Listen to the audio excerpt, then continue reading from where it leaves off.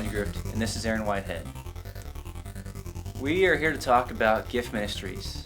About 2 years ago, December of '99, Aaron and I came together and decided that the Flipside needed a missions organization. We developed a nonprofit organization. When Jimmy and I looked at starting up Gift Ministries, we put together a list of different possible missions that we felt like we could do.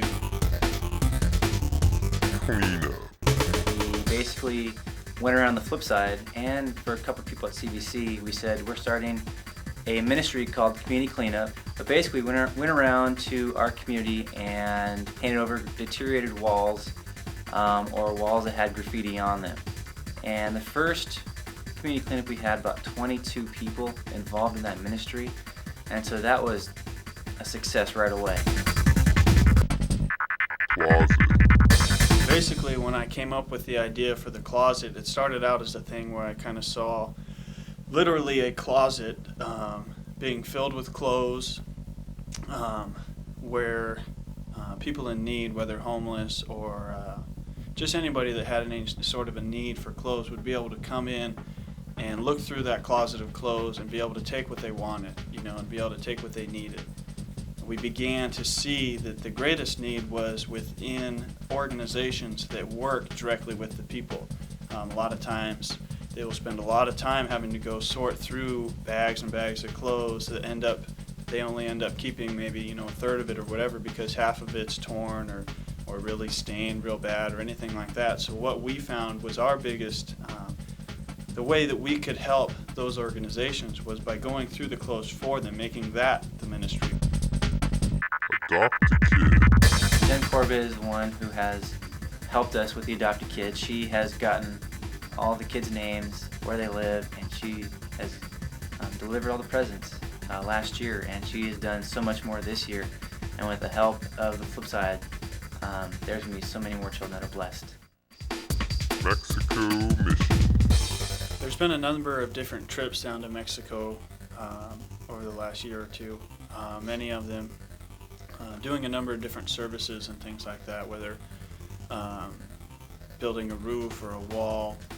Recently they took Chile down to Mexico and decided that they wanted to model Christ's act of service in the best way that they knew possible, and one of those ways was through having them all sit down and letting them serve them a meal and clean up after them and everything like that, so that in every way they were serving those people.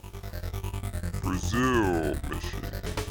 The purpose of the Brazil mission was to build relationships with these drug and alcohol addicted people and to show them, to model for them Christ's love. And I was a part of that mission trip, and part of the interesting challenges that came from that was that being an example is a very difficult challenge.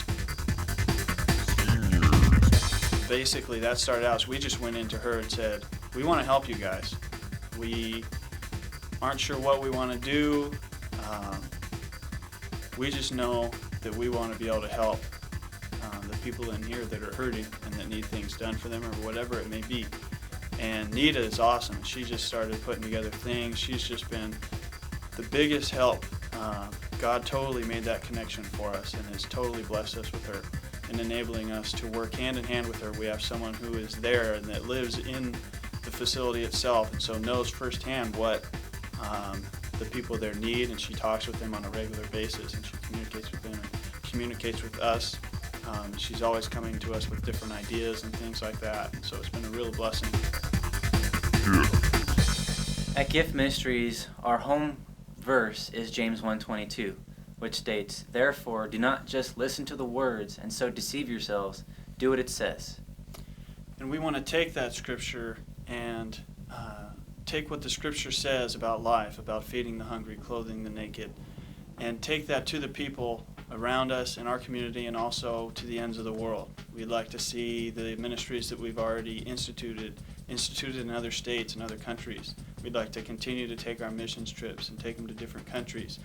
We would like to take our different resources and start up a child care group where we can help single mothers to take care of their children. And we'd like to see an after-school program started for kids in inner cities where they are able to come after school and work on their homework in a safe environment. There's so many visions that we would like to see where we can continue to reach people with the love of Christ. And it is through the carrying out of these visions that we'll be able to turn this world upside down for Jesus Christ.